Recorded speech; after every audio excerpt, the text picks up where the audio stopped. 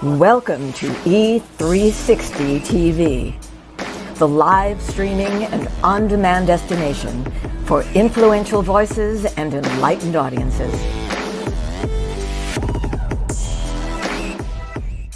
We offer trending, grassroots, and purpose-driven content across a diverse range of interests. E360 TV is more than just watching programs. We offer the ability to interact with live shows connecting audiences to real, authentic influencers and storytellers while streaming to millions of devices.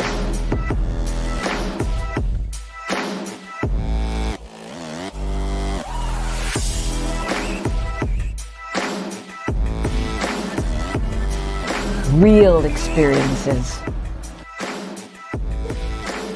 Raw conversations. One destination for it all. E360 TV.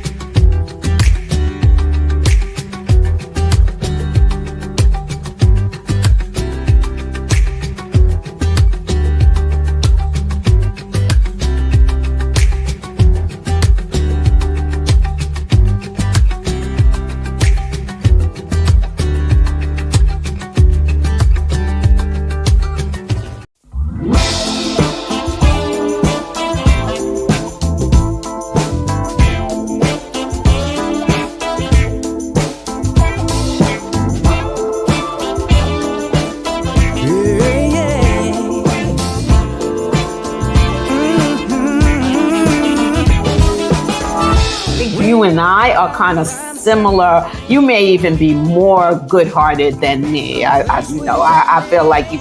Well, but in our longing hearts, we're all the same. Mutual respect and yes. A boundary might have been crossed that you right. That's so correct. Just an example it is a great example. I appreciate that for giving me the example to even work with.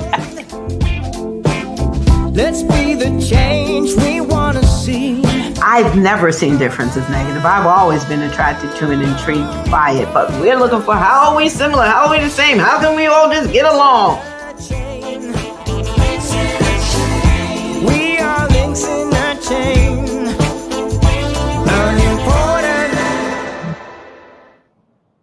Awesome. What's up, everyone? Hey, hey, hey. Good morning, good afternoon, good evening from wherever you are tuning into. This is another episode of Working It Out Across Generations, where we talk about all things conflict, big and small, how they play a role in our society, and being that we have a conflict resolution background professionally, we try to give some tips and resources for reconciliation. Now, I'm one of your hosts, Justin. And I am Dr. Lynn. And today we have a really timely and just amazing episode and guest right here with us who's going to be blessing us with so many gems of just really, honestly, transforming trauma into triumph. You know, I think that right now we've also been sticking to a theme recently, right, of just kind of acknowledging some feelings that people are going through right now, while right now in this episode, really giving some, autonomy to people over their own situations, their own struggles, right, and their own moving forward through tough times. And I think that we have a perfect guest with us today to help us do that. We have Dr. Loren Michaels Harris. I am going to bring him on right here. What's up, Dr. Loren? How you doing? You tried to trick me. It made it sound like you were getting ready to like say something to show something. And I'm getting ready to tell everybody about you. We're Yeah, gonna tell everybody about you, but we got to bring you on first. We want to bring you Okay. on. We want every second of every bit of gem you're gonna drop, just from your presence. So remember they said that. So, We ain't lying. We done started already. So right. Loren Michaels Harris, a former foster child, now motivates and inspires. Surviving 22 foster homes in 6 years, he believes challenges offer growth opportunities. He tours globally, breaking glass ceilings. As a mentor and author, his goal is a ripple of hope. Love that. Recently, he toured Romania, speaking on the subject, living beyond our scars. Loren loves creativity, books, music, and beauty.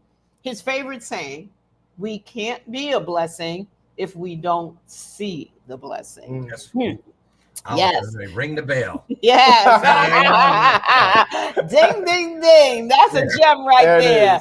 He's founder of the Power of We Symposium, uplifting inner city youth leaders globally. Co-founder of The Next Impactor. Oh, we got to hear about that. A global reality competition for positive change. And on top of that, he is the 2022 Presidential Lifetime Achievement Award recipient. Yeah, you see mine in the back.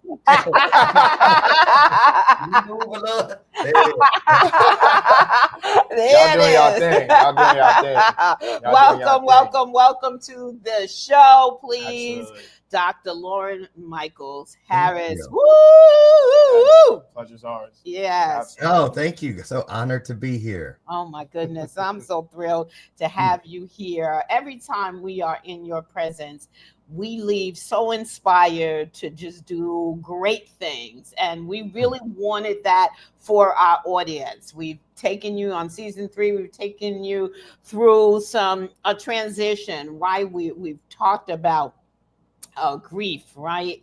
The last episode was grief and what we are feeling around that. And we wanted to bring you to a place of saying, yes, we are grieving. And yes, we're entitled to the feelings that come through that, but we can't stay there. We honor it and then we move through it. But then how do we do that? And the only person who really we thought of that could take us through was you, Dr. Loren Michaels Harris. So I think our first question is, what do you want to share about yourself as a first introduction to our audience?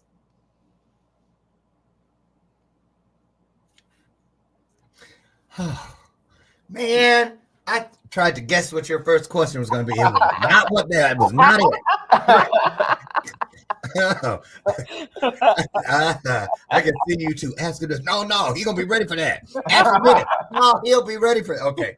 I guess that's it right there. Is that okay? First of all, ADHD is my superpower. Oh, great. So when people go, "Oh, I can't stand it," I'm like, look, well, it's my superpower. This is my universe. You visiting. See, seriously, because the thing about it is, I don't believe what I love the most is when you said about when the thing about, well, I guess it was me. You said it, right? You said that. Right. Well, you see, right there, I don't attribute it to myself because that didn't come from me. Right. That came through me. Yes. So you see what I'm saying? Even right there, you said it, and it was to me, it belongs. The credit goes to something other than me. That's the thing about what I'm talking about. Because you say, well, how do you do that? Well, first of all, that's easy. We're told to count it all joy. So if you're told to do that and you believe you're a believer, then count it all joy. You count it and then figure out how it is later. Yeah. But so for me, counting it all joy means that I nestle something that doesn't make sense, something that doesn't feel good, something that instead of why me, I nestle it like a sandwich. It's the meat and cheese in between two things that I do understand that I do count joy. Okay. So now I don't care what's in the middle, but this is going to be a joy sandwich. You see what I mean? Right. Right. Because that's just how I feel about it. I know that God, Source, Jehovah, Spirit, I refer to everything greater than me. Because if I can't explain it, it's because that's the place. I'm in my place. Right. You ain't supposed to know everything. You see what I'm saying? Know what you're supposed to do. Right. That's enough. So anyway, that's pretty much it. I love it. I love it. And I think that, this ties honestly perfectly into our next question, which I don't know if this was on your list of guests for the first or second one, but speaking now, even just how you're able to, put these words together so well and have this, acknowledgement and awareness of who you are, right? Tell us about what you were like as a child. Were you always Loren Michaels Harris? Like, were you always you and thinking of something bigger than you? And just tell us what you were like as a child. Always. Yeah. Always. I'm not kidding you. Always. Before the system, during the system, after the system, living on the street, all these things. I'm giving it to you chronologically. Living on the street, going to jail, going to prison, even in every place.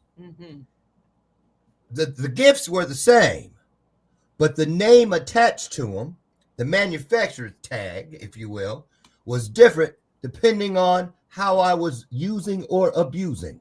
Okay. For instance, my gift today that I use, back when I was doing it for things that did not serve me and certainly didn't serve other people, it wasn't called charisma like it is today. It was called conning.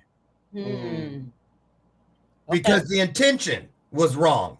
Right. Got it. The intention was wrong. So when, like that thing in The Alchemist, I heard you like that book. I just got it, a month ago, right? And the thing that stood out to me in there was when they said something to the effect, I need to memorize it exactly, but the gist of it was, a blessing ignored becomes a curse.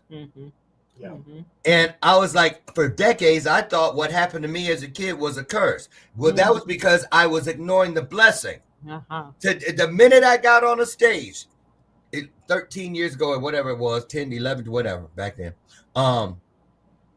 I could have figured it out, but I'd have had to count on my fingers. I wasn't trying to put myself out there like that. I spell out loud. I count out. That's a vulnerable. I love it. That's a sign of vulnerability. I love it. Right. So, but the thing is when I go back to that stuff, it always was about, even as a kid, I knew it's so hard. See, I'm going to tell you what happened. You know what's happening right here? I've been trained and I've been groomed. If it hasn't been named, it's because no one's walked through that path enough to give it a name. So you're not supposed to just throw any old thing against the wall and hope it sticks.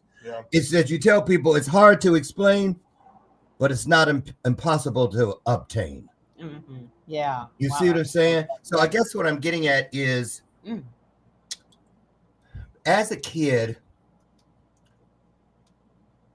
it's just like when kids they believe in Santa Claus, and then you tell them that there's no Santa Claus. That's the reason I believe that's there. What I was shown was that it was a place marker that now when poof, no Santa Claus. That's really Mom, because I figured that out because I opened up all the presents and stuff and then resealed them. So I already knew who came. I was that one, and I was that kid, and I was out in the hallway more than I was in the room for getting done first, and especially in public school. They couldn't handle me in public school because I was getting straight A's and then just sitting there messing with everybody. Right? So they put my whole desk out in the hallway. I knew all the You were that kid? I knew the safeties, the lunch ladies. I knew everybody, the vendors. Hey, milkman. Right. Hey, Lord. Right. But back then I was Larry. So, but I was that kid because the things that served me today were at work then. They were, the little me was manifesting much of the me of today. Yeah. And just like I'm manifesting for the Loren of 20 years from now, 40 Yeah. years from now. Because I can say 50. How old am I? 60. Okay, I won't say 50, but 40. I can say 40 years because I'm trying to be the black male Betty White. She was All 99. right. See? All right. Oh, I ain't scared to say 100. You know why? Because it means I remind myself that I'm invested in living now. For so many decades, everything I did, it was invested into killing myself. Yeah. You know, I did not believe a kid like me would live past 20 because I saw kids dying every day in the system.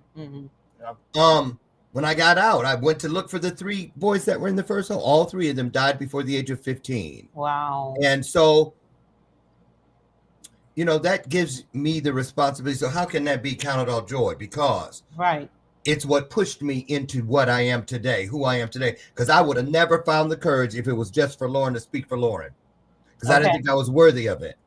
But when it was to stand up for them, speak for them, that's why you were left behind. Wow. Then you go out there and you do that. And I used to have a necklace that I would have to hold on to on stage just to remind me so I wouldn't run off. But the very first time I stood on stage and told that story, that it was like a scar. That's why I have, living together scars. Like, and not just a scar like on my finger here, but in my psyche. It was as if I had been burned from head to toe. 3rd-degree burns. That's what it felt like. I could smell the burned hair still.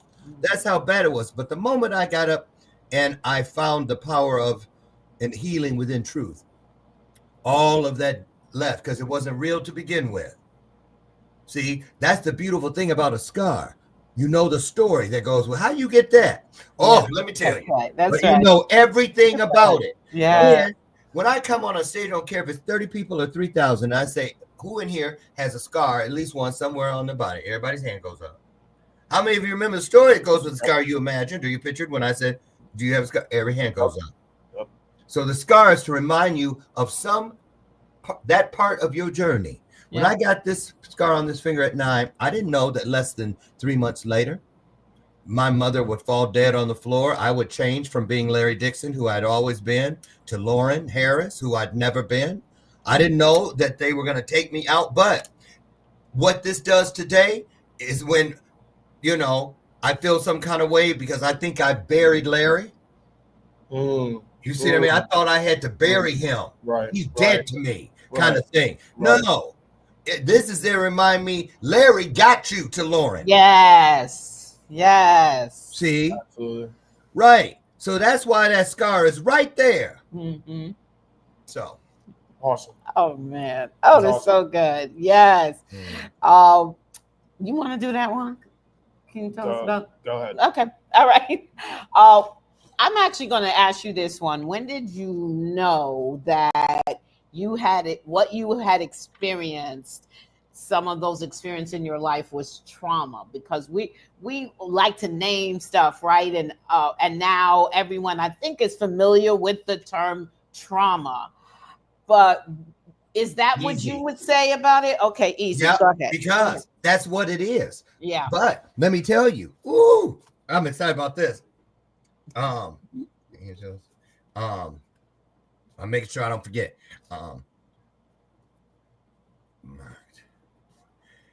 I'm so glad you asked this. So first of all, I didn't realize trauma. I didn't know what trauma was when my mom died. The only thing before that was trauma-based, there was a house fire, 2 of them at 5 and 9. But nobody got hurt. Nobody died. Yeah, we were displaced for a while, but we got brand new houses. Then my grandma died in 72. And then here we are in 76 when my mom dies.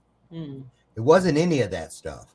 It didn't That's right. nearly collapse my spirit like some traumas can do. So I didn't really call it that. But I can tell you the exact moment. It was more than a one and done. It was so powerful. I'll never forget it. The boys in the room, the 3 that I told you passed away, they had been in that house before me. I had just come in that day, and I had a Kroger's, the bags from the grocery store were paper back then, brown paper. And I had grabbed my mom's hand towel at the last minute, broke away from the caseworker. She was practically dragging me to her car. And some said, break away and go get that. And I did, because it smelled like my mom's triple lanolin hand lotion. And I thought she smelled better than anybody in the world. So the thing I would always brag about. My mom smells better than your mom, right? And so I had it. And these boys did the best they could to warn me about the predator in the house. But I didn't know what they were describing, really. And I wasn't going to show them that they were scaring me, because I thought it was a ploy. I just, certain things, you've been around boys and kids, but you're in a different place. The house smells different. They're all black. The people whose house we're in are white. I'm Seventh-day Adventist. They tried to make me eat my first pork chop a couple hours, and I was like, nope. I felt like Christina on Mommy Dearest, because right. Yeah, right. Put it away. You'll eat it tomorrow. Right. You'll throw away food around here. Oh, you're better than us, huh? Right. All this stuff. So I'm like, so anyway, I'm up there, and they tell me about the hole in the wall, and that mattress is covering up a hole, and there's a hole leading to a closet in the next room, and it's locked, and there's a door to that bedroom, and it's always locked. So there's 2 locks, but there's one man here who has the keys, and he's going to use them most likely tonight, because you're new. Right. And he's going to come through that hole, and so here's what you don't want to do. You don't want to cry. Don't cry. Don't try to act like you sleep. He'll know. Your eyes will be moving. It'll be worse. Right. And I'm still not understanding what they're saying, but I understood enough to not take my eyes off that hole, that mattress.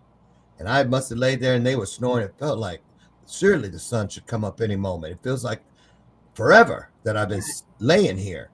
And then I saw the hand. I didn't even get to see maybe 3 or 4 inches of the hole, because I never saw his face then. And that's when I learned about my angels. There were 2 of them. They're here with me now. Yeah. Seriously. They picked me up and transported me to a place, literally wrapped around me from both sides. And I literally remember, like we landed. And I'm like, what is this place? Where are we? I knew somehow who they were. And they said, this place is faith. It is not a thing. It is a place. All the things you cannot touch are places. And we will take you there when you need them. Right. But we can only do it through this place. That's why it is first. This is your faith. I've never not trusted that place. No matter what. Even on the streets, even in my addiction for 14 years now, even in jails, even in prison, all of it. And again, ties into count it all joy. And so they also told me then about trauma. Okay. This is what they will call it. But know this. Whenever trauma touches you, whether it's the first time or the 100th time, anything after the first time is just a nudge to remind you what the first time was about. And the first time trauma touches you, that is when what you believe is greater than you literally marks you for greatness. So, count it all joy. That thing that feels so bad today, let your faith take you directly into its purpose. And that's the kind of stuff they told me. And so they told me what I needed to do. Treat every experience like it is an adventure. And I did. And the more I played, where's Waldo? Where the thing in the highlights book at the back, that tree, where they always hid stuff in my favorite part. Then came the bears. Right. They took me inside of stories. They took me places. All the things you cannot touch were found inside of places other than where I was physically at. Because those things were things where things could touch me. Right. But those other places that I'm describing were things that were teaching me to feel. See? Because they said one day, You know, you're going to get to the place where money will be nothing. Mm-hmm. And that happens to so many people. I'm still waiting for that day, by the way. Still something. That's real. It's coming. It's coming. Excuse me. But the thing about it is, you can have all the money in the world. And at that last second before you transition, if you look around, it happens to more than you would expect. You don't have to be a millionaire. Right. It might just be that all you cared about was the whole things you were hoarding, the things they're going to throw out, not without even, you know. You don't want to live your life and end up at the end of it and realize that you've only brought things with you you can touch. Oh, look at all those degrees. Look at all those awards. Look at all those trophies. Yeah. 3 ex-wives, 9 kids, 5 cars and 2 houses, 3 bank accounts. Mm-hmm. But nothing you can feel. Mm-hmm. Hold on, I know I must have something around here that I can. Because if you didn't bring anything with you that you can feel, they told me, you can rest assured you haven't left the world anything that they can feel. Ooh. Because it wasn't important to you. Ooh, if you didn't take it with you for your last moment of an entire journey, what makes you think you left it for strangers coming from the future? Yes. Ooh. And they started me on that track, I promise you, at the beginning of trauma. That's why you'll hear me say many times, I love me some trauma. Yeah, people think that's strange too, and that's why I wanted to include that question, because I think it's a different perspective for a lot of people. First of all, because as you said, you know, like generationally, I never heard that word, and I'm older than you, so right. I never heard that word growing up. It really wasn't. I mean, actually, until I became a mother, that I started hearing more people using the word trauma, but we were certainly experiencing it at my age, coming up. But it was really about not wanting to talk about it and making sure that you just, you know, bury it. Like you said, burying Larry, right? Bury it. Don't touch it in any way, right? Yes. And so to be able to say the gifts that trauma gives, I think is very controversial and hard for people, but the way that you just talked about it to me was so helpful. Well, you know, thank you for that, Dr. Lynn. But see, the thing was too, what I love about my angels and about God, always Holy Spirit, all of it, greater than me, everything greater than me, all of them. That's why if I kept going with the list, I don't even know the names of half of them. But I don't have to. I can hear that sword being pulled somewhere over there. Yeah. I heard somebody being dispatched on my behalf from over there. You see, it's almost like when they say a person is blind, their other senses increase. Yes. When a child is traumatized and innocent, your spiritual gifts increase. Yeah. Ooh. They really do. Now, I'm going to tell you, they always said to me too, with the trauma, it is, if they're going to tell you this, people are going to, oh, I'm so sorry. Oh, poor thing. He's been traumatized. They're going to try to put all kind of labels on you. But know this, the experience, whatever it is, don't let what they're doing or saying about your experience make you bury it. Do not hide it, Loren. It'll be hard to find when the day comes and you need it. And I remember asking, why would I need this horrible stuff? Why do you have me in this house with these horrible people? And I heard him say, because if nothing else, this is an example of when you get where we're taking you, who you can never become. The only way for you to know exactly why you don't want to be that person, it is not an option. Yeah. It's because of what you're living through right now. It's not happening to you. This is happening for you. Now get up and go into this adventure. Yeah. That's amazing. That's amazing. And I think that just that way of thinking, right? The way we phrase certain things, the words we use, diction, right? I'm really big on just the words that I use and being more intentional about that. Really does shift thinking. It shifts movement. It shifts all of these things. And so considering that, you know, you've gained so much, right? Both positive experiences, you know, some traumatic experiences, right? All of these things. What do you feel like you had to get rid of to really move forward, right? I feel like, sometimes we really are just in constant movement mode, work mode, whatever it is, just that sometimes it takes, time, but also it's a little difficult to sit down and really like analyze some of the things that we might need to recycle, right? And so what do you feel like in order to really move forward that you had to let go of within yourself, get rid of within yourself? I had to get rid of the dictionary that had all the definitions of the words I was supposed to live by. Yeah. That were not written with my hand. Yeah. Right. Or through with my hand as a scribe because of what was coming through me from something greater than me. Right. I remember they used to correct me all the time when I would hear things. It wasn't even always like I'd hear something for the first time. I'll never forget. First time I heard the good, the bad, and the ugly. They said, no, for you, if you want to use that, and you will, always use it as this: the good, the bad, and the other. And the other. And the other.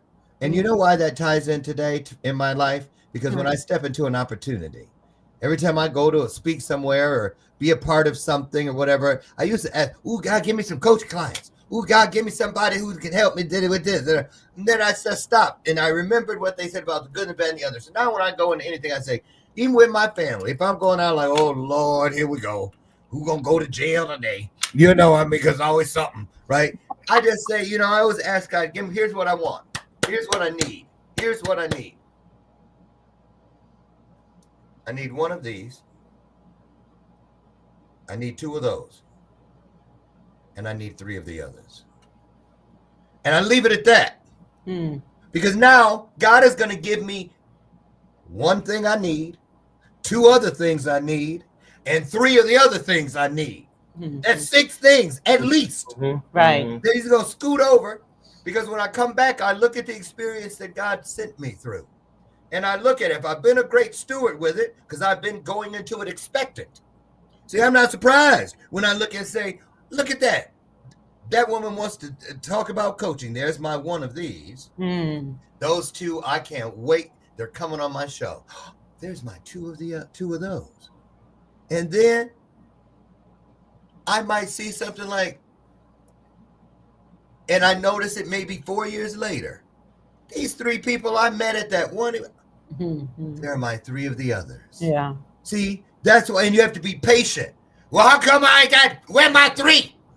I noticed the 1 or 2, where my 3? That kind of thing. No, it teaches you all the things, all the principles. And the principles, like the 4 agreements, the 10 commandments, the Beatitudes, Confucius says, Farmer's Almanac, hieroglyphics, anything in this world where it can be brought to and the moral of the story is, it has a moral to it. Yes. Is there so that opportunities aren't missed, that every person, no matter where they are, Aborigine, downtown New York City, when it is all said and done, because I used to wonder about that, how can it be fair to everybody it's so different what you have available and stuff. And that's kind of what they would tell me. Everybody's there because of stories. Right. Stories, but people are slaves in when I asked that question, you know where they took me? To the bottom of a slave ship. I was in there. And they said, look around. It was like a few people peppered. Not many at all compared to all the spots that were there. But they were still whispering, but it could carry all the way over those corpses to that man right back there in that corner, and that woman way over there by that door where the water and stuff was hitting hard. And they could hear clear, just like the people at the Tower of Babel thing could hear clearly and understand. Because they said even in the darkest, most uncertain times, it is the truth that stories write on that will keep you the winner, will maintain your spirit. Yeah. It'll be the things that people will talk about for thousands of years. And a lot of people hear me say that in my work. I tell people, we're right now, some people might think we're sitting here, we're having fun and chicken, we're making some fond memories. No, you might be. Let me tell you something. I want every memory to be a divine memory.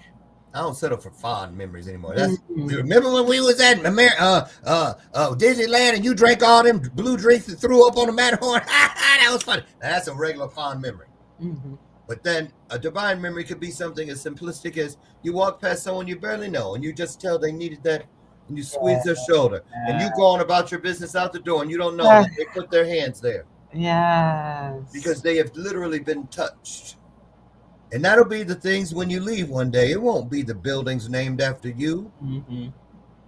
It'll be those moments when you did something and didn't even know you did it. Yes. The things you did with, you didn't want anyone to know, where the world was sleeping while you were up figuring it out. Yeah. You see?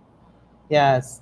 Oh my goodness. So loving all of this. And I hope that folks are really taking away a whole new, different perspective, because I know that a lot of people are experiencing, we did a show on depression, right?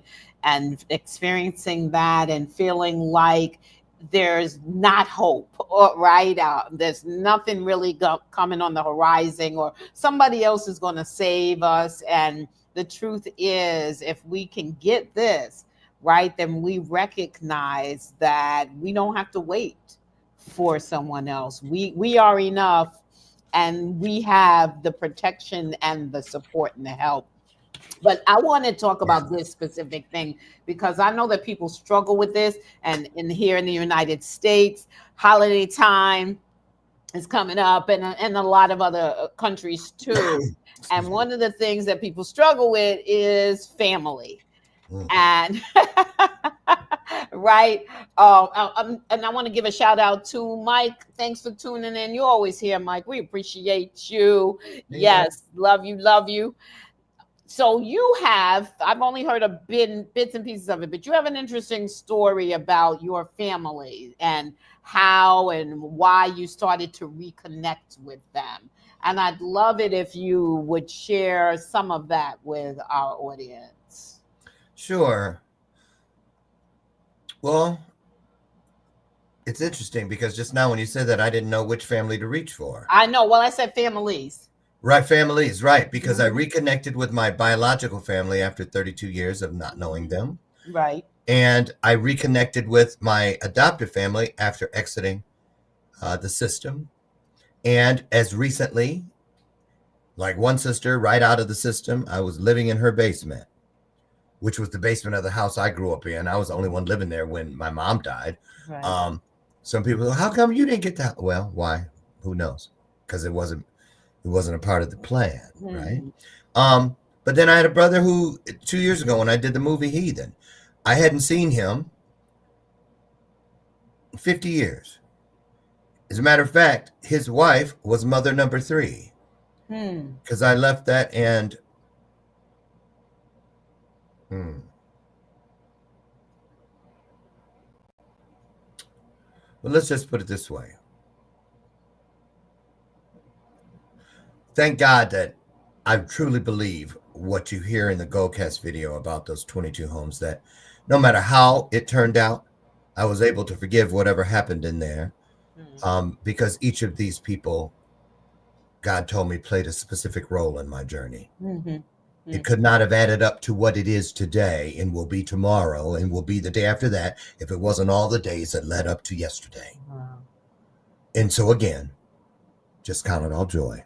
You know, my birth mother said something to me that just released decades of stuff, grime, and I mean, don't get me wrong, I still got a bunch of scrubbing pads handy to get that bathtub ring of imposter syndrome. As soon as you think it's gone, you can see it through the clear water. That's the great thing about flow and living water. You know, keep your tub full, keep your vessel full of clear and living water, because then you can see everything that's tried to ride along your journey as a barnacle. You'll see it all. It's superhuman. It's like Spidey sense. So I just, you learn to just keep going. And remember that everything looks different in the morning.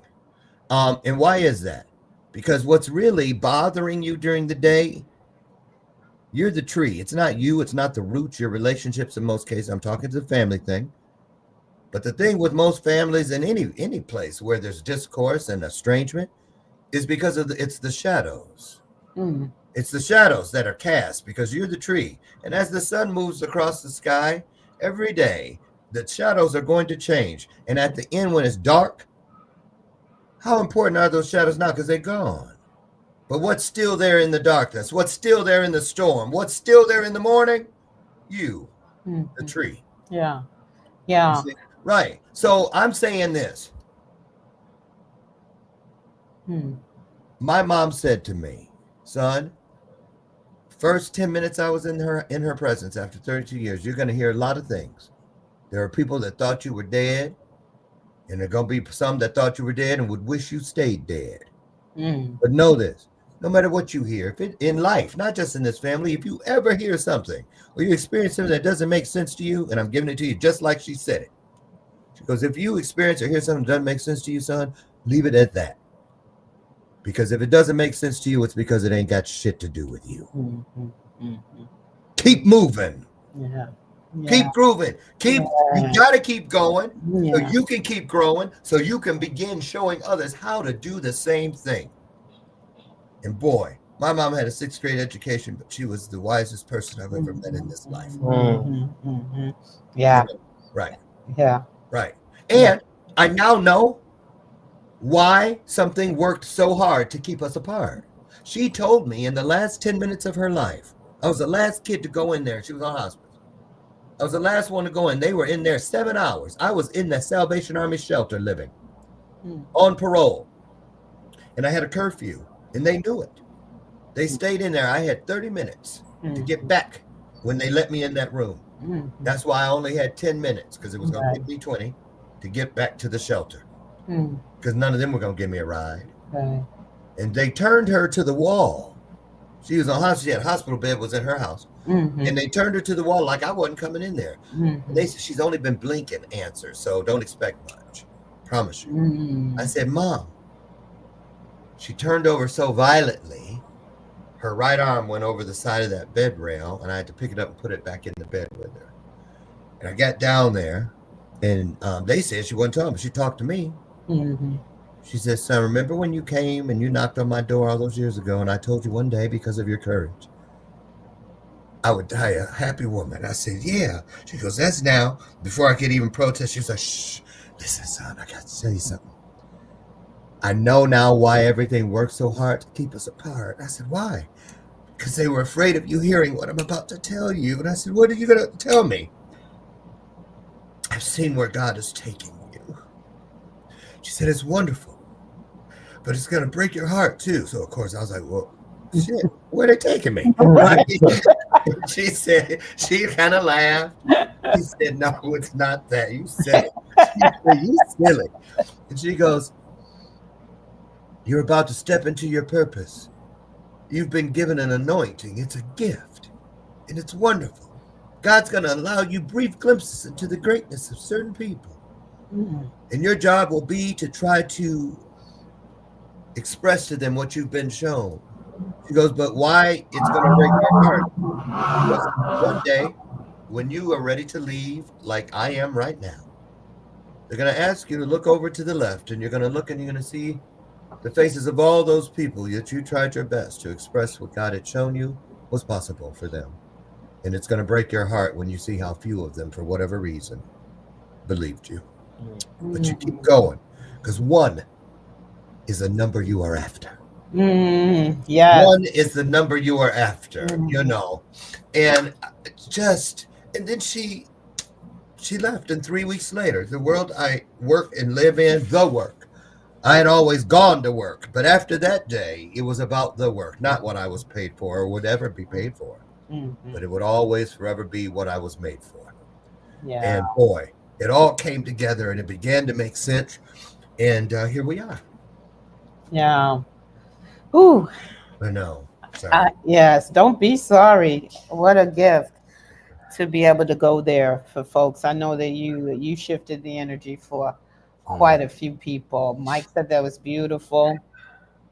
Thank you, Mike. So we got two more questions, because the last one will be, what do you want to make sure you leave our audience with? And I know you have keyword. Yes, and Yes. they texted. I got a free gift for them when they come over there. It'll put them in there, and then they go ding ding. They'll get something in their phone from me.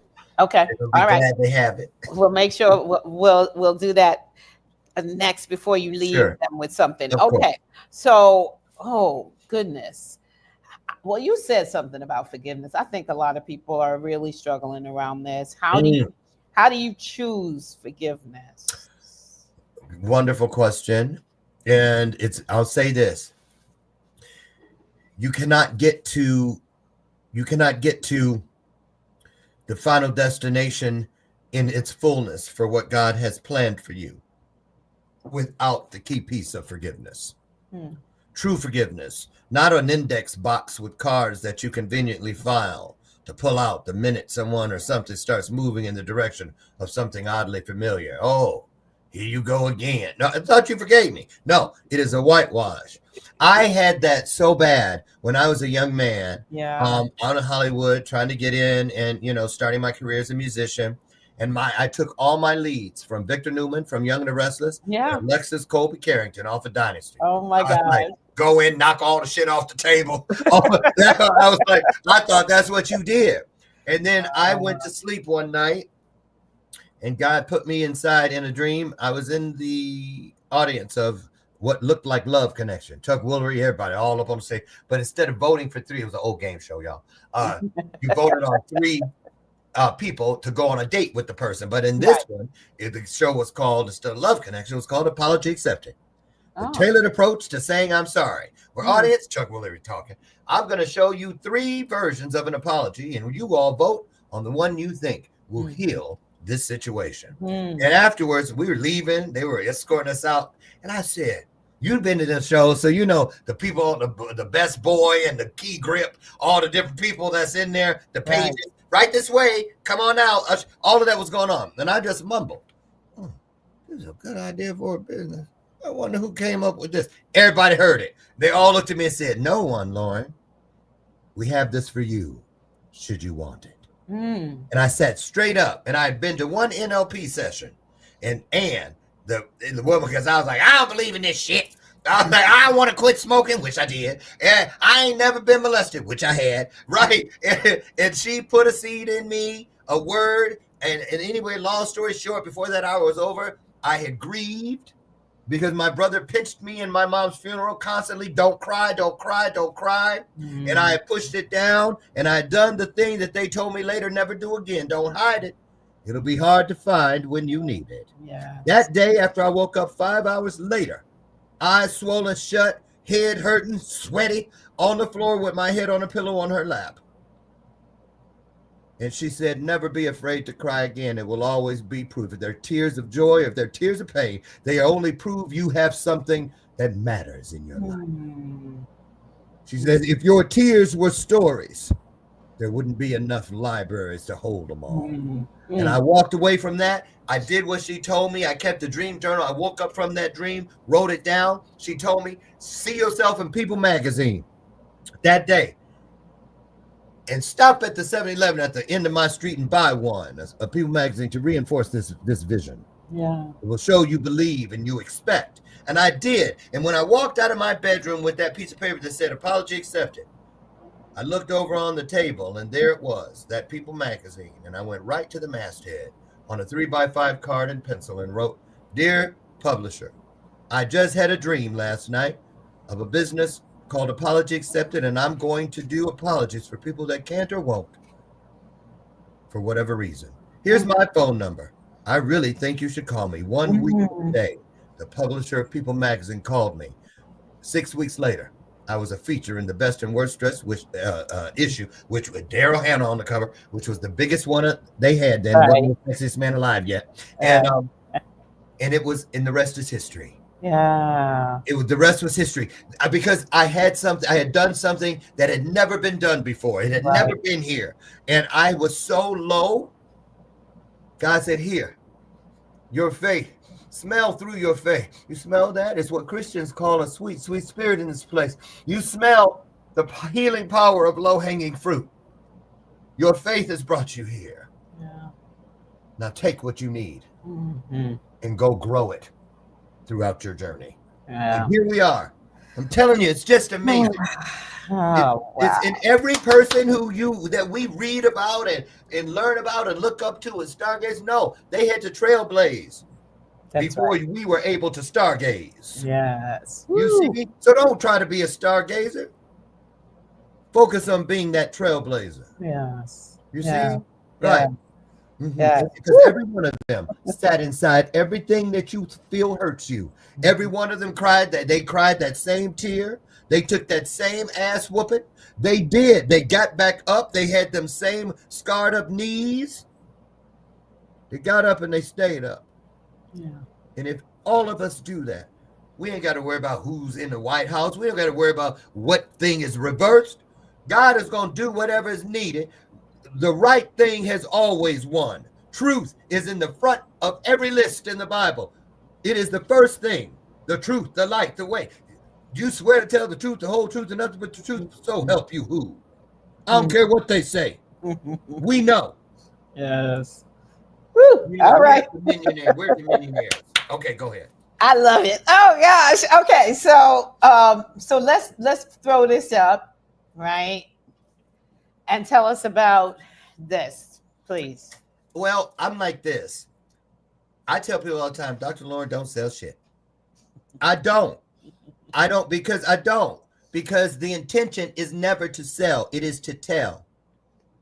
And so the only way that can be is you remove the price tag, because now it is priceless, less the price, which leads you directly down the red carpet of value. So what you see scrolling isn't just a phone number. It's not 2 letters, MM. That's motivational moment. That's what that stands for. What we want to do is put you into a place where when you come in, every now and then, you're going to get a meme, just a picture with a quote on it, something that will come. I believe it will find you when you need it the most. It ain't that number is not to sell you anything. It is because I believe when you call out, if you've been in circles in the right places and you're with people like you all and us and a lot of you watching, the law of attraction is real. God will send you and provide you with everything you need. And so my job is to cast seeds. See, I don't network anymore. That's the clinking of cocktail glasses and the passing of business cards. I am a fisher of men. I am going to work the net. And this is a net. There it is. That's what it is. I'm not hiding anything. It is free. It is value. And when you need something, you need a word will find you. I'm going to do it right now. There you go. Thank you. Right. That's right. Everybody, come on. You can do it. Because and sometimes we don't have any money. We can't buy what we need. But you know what? When it finds you, if you really looking and it's free and it's right there, there it is. Your whole world can change from that reading that one quote. These aren't my quotes. These are quotes that changed the world, that changed me.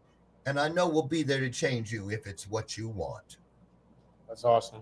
That's amazing. Thank you so much. You're welcome. Thank y'all. Last thing we want to ask you is just what would you love to leave our audience with? I mean, you gave so much, but if you had to really leave us with a few words to go on with the rest of our week, approach the next one with some Dr. Loren Michaels Harris, gems. What do you want to leave us with? I'm gonna leave you with the most recent thing that I was told to make sure I throw the seed, cast the seed into every plot of soil that I can. Okay. And I'm gonna give it to you exactly how it came through. I was told, tell them this. Those of you that feel like you've had the roughest times, be encouraged. What you don't realize is that the spiritual baby that came here, that soul, when you were a physical baby, but they put you in little onesies and stuff, little outfits, well, your soul came with an outfit too. So behind every button is a secret button. Behind every zipper is a secret zipper. And inside of every pocket of that outfit, there's a secret pocket where they have hidden in plain sight your divine gift that can change this world. And the reason it had to be hidden, if you knew how powerful you really were, it might have scared you, the Jonah effect, going in the opposite direction. But the thing that has been sequestered away, guess what? You're carrying it because it is literally currently on this universe's endangered species list. If you didn't get it there, it might not ever be for them that are coming. So just believe, receive, and achieve everything you were meant for. You were meant for more. Just know that no matter what you reach, I was meant for even more and more and more. Because the last thing you see when you step from this world into the next will be the first thing you see when you get there. Look what you did. Look what you left. And here they come. Look at them moving from the future directly to what you left. But the only way it can be there and stay there for the future, thousands of years from now, is that you grout everything you do in this lifetime. Grout it down with your truth. The whole truth and nothing but the truth. So help you who? There you go. There it is.